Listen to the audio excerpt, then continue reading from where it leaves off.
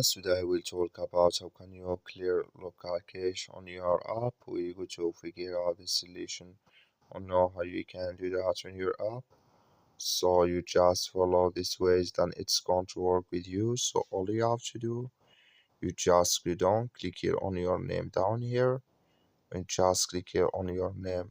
Then it's going to take you to this list, so your profile. Then all you have to do, so just click here on settings here, then it's going to take you to this list. It's going to show for you like this.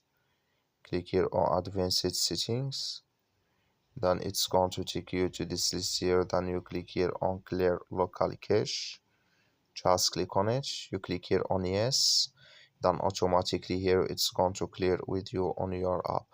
So that's all you have to do. That's all. I wish you a great. Thank you for watching. Don't forget to support us by liking and subscribe.